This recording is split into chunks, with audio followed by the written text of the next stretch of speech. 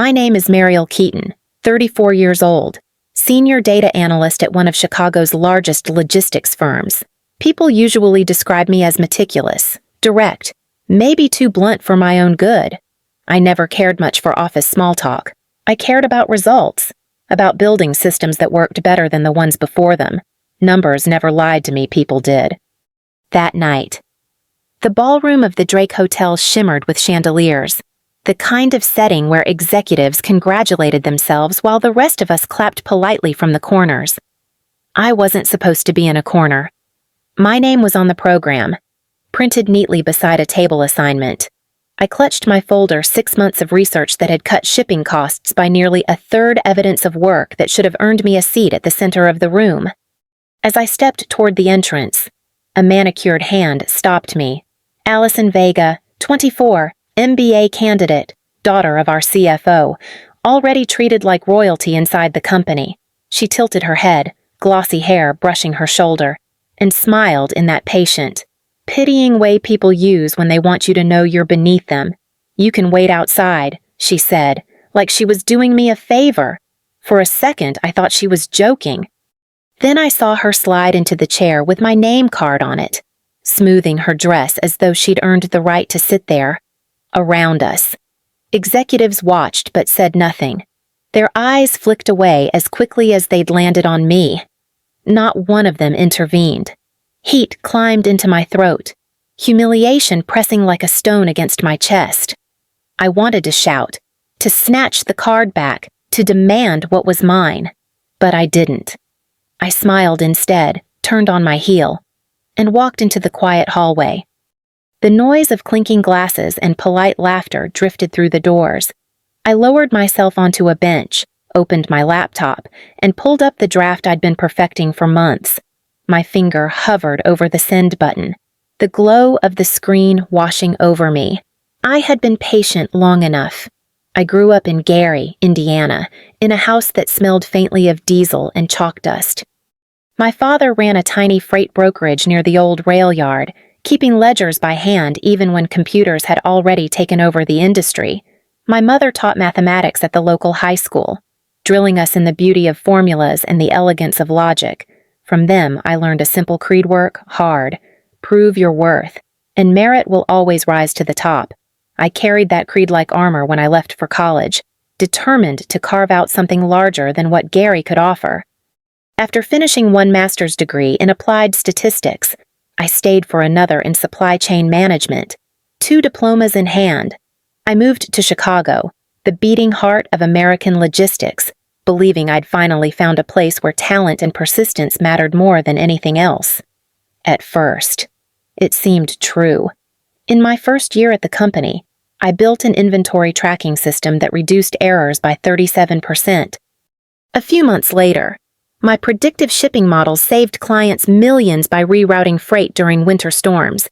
Even my discovery of a software flaw, one that could have cost us our biggest account, was quietly fixed because I'd caught it in time. The praise came, but it felt strangely hollow. Projects I spearheaded were presented as team efforts, and my name often dropped to the second or third slide. The sacrifices piled up, birthdays missed, vacations canceled. A quiet apartment filled with takeout containers and untouched books.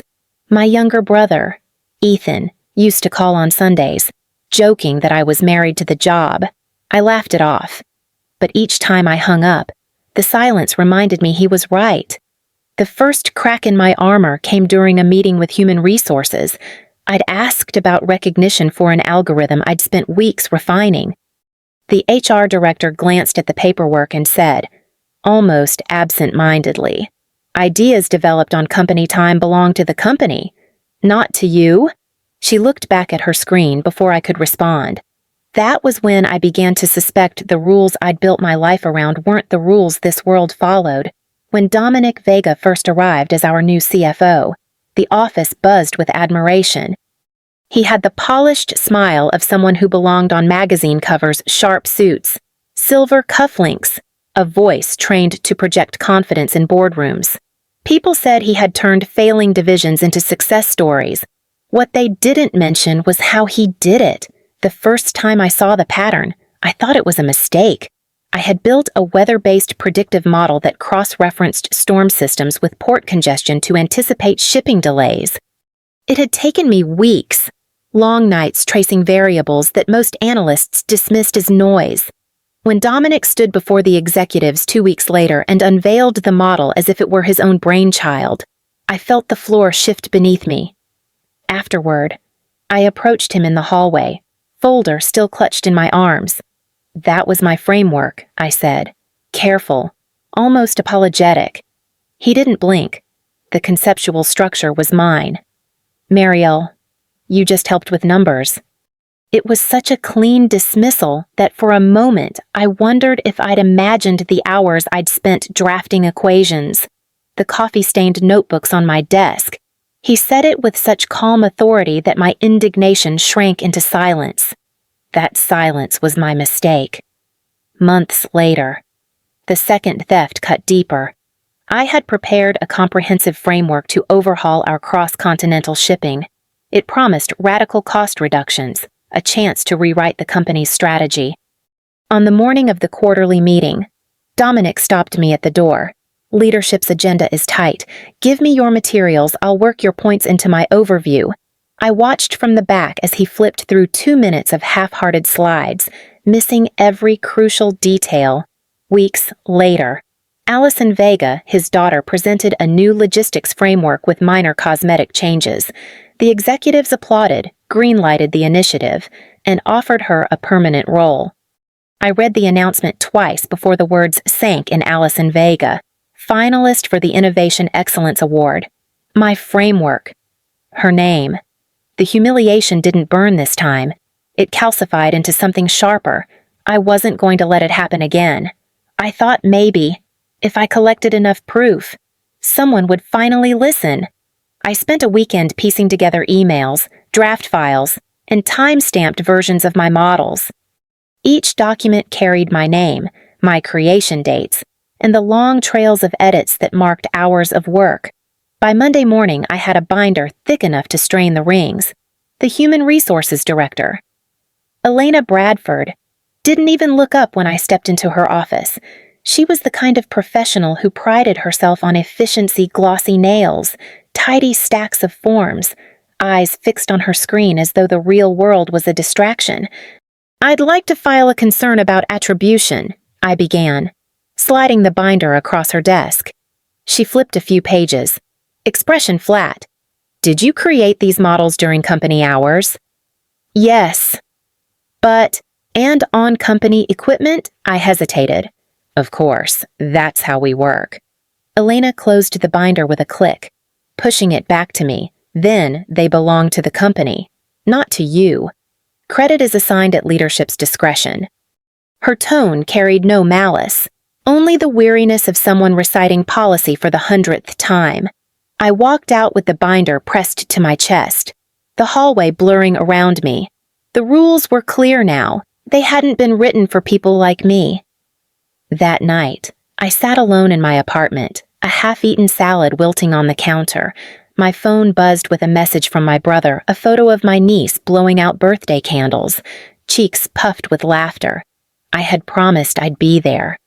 Instead, I was hunched over spreadsheets that someone else would claim. Something shifted in me. If recognition wasn't given, I would build my own proof. I began copying my files onto encrypted drives, saving versions with careful notes.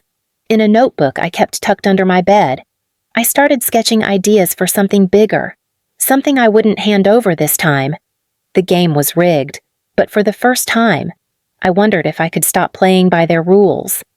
Once I stopped waiting for the company to do the right thing, I finally let myself work in secret. At night, my apartment turned into a second office. The glow of my laptop replaced the flicker of television, code and graphs sprawling across the screen. I stripped my original logistics framework down to its bones, tightened every variable, and rebuilt it cleaner, sharper. Each improvement made the version Dominic and Allison had paraded around look clumsy by comparison. But building alone wasn't enough. I needed to know if I was the only one who felt gutted by this place. So I reached out to people who had left under quiet circumstances. Tamsin met me at a corner cafe on Wabash. Her blazer traded for a sweatshirt, eyes tired but still sharp.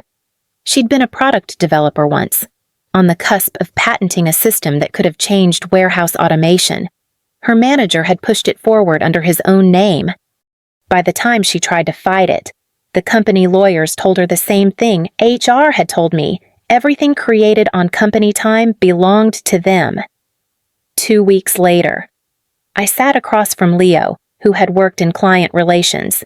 He told me how his strategy had saved our biggest account, only to be presented by a vice president as his own.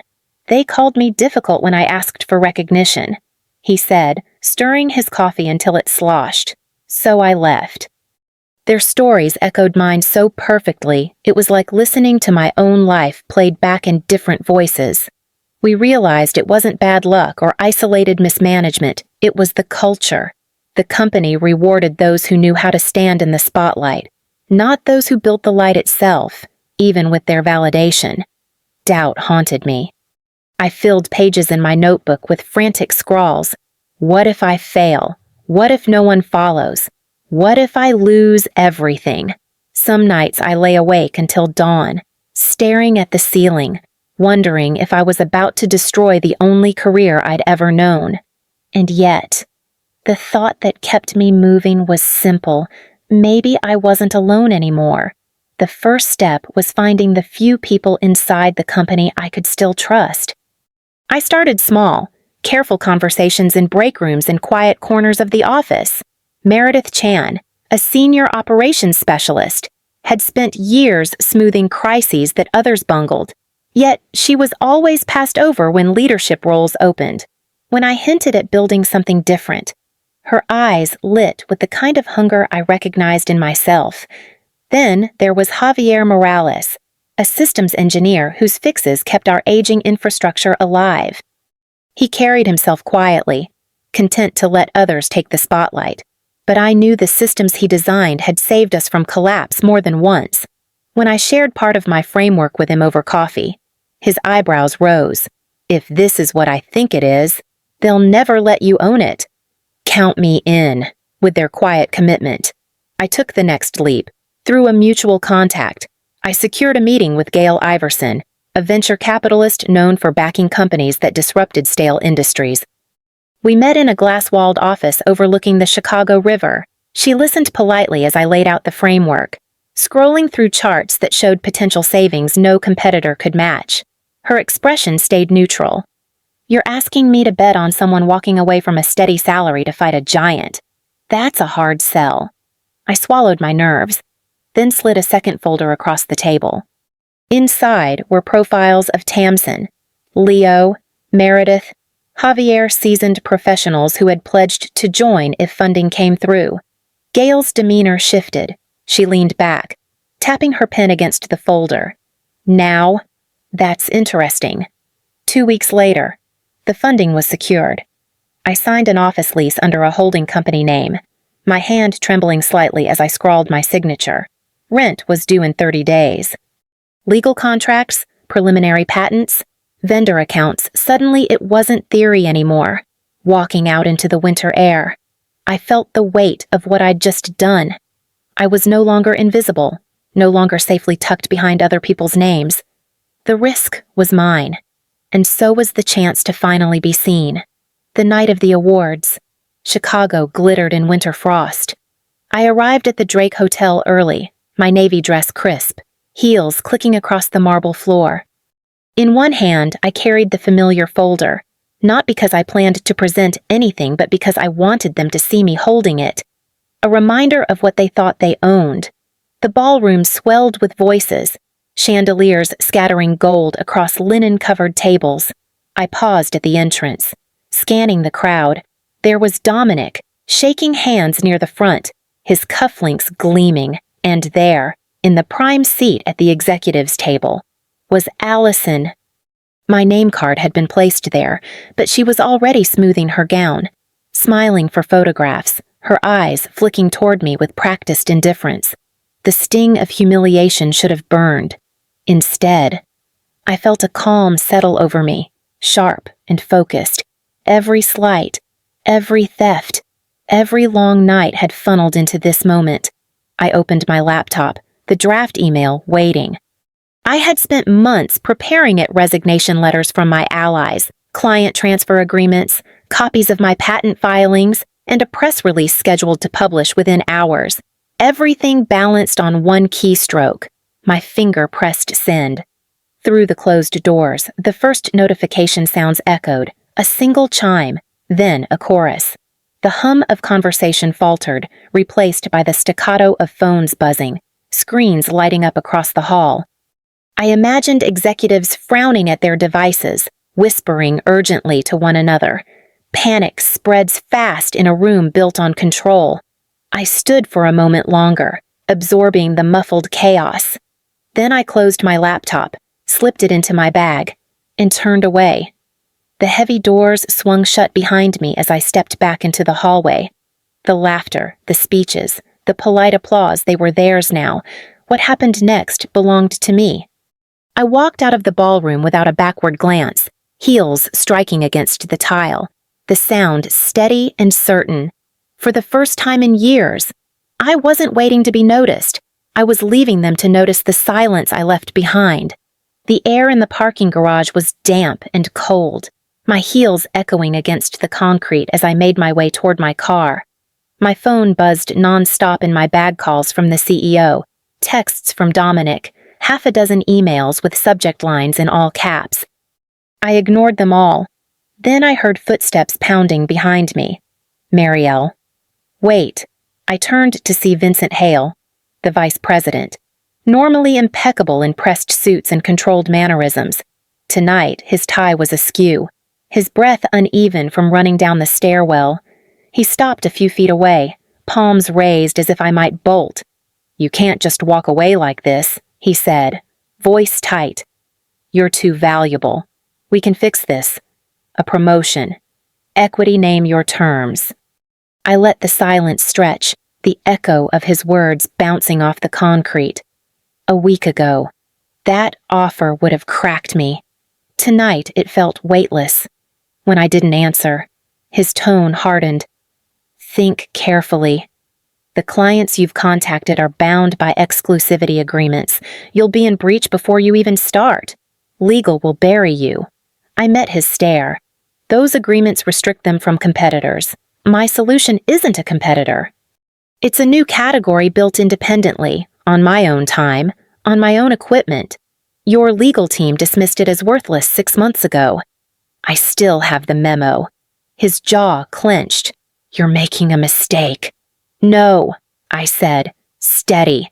I finally stopped making them. For the first time in years, I felt the weight lift the fear that had shadowed every stolen idea, every closed door.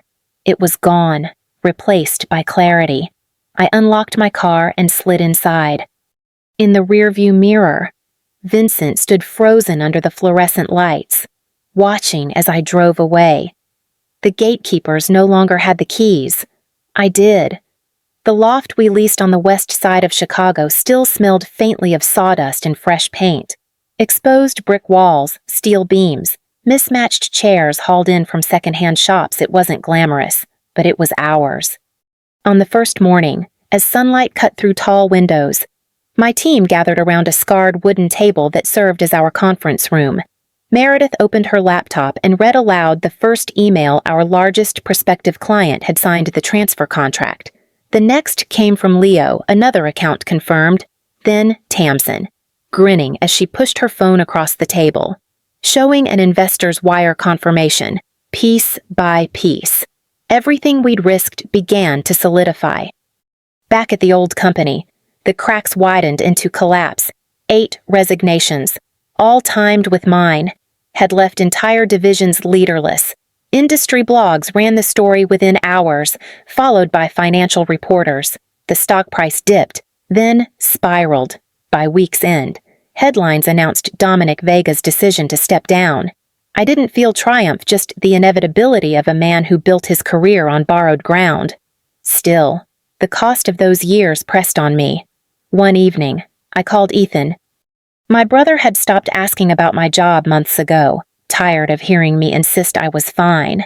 I told him the truth this time, that I had lost birthdays, friendships, and nights of sleep chasing approval from people who would never give it.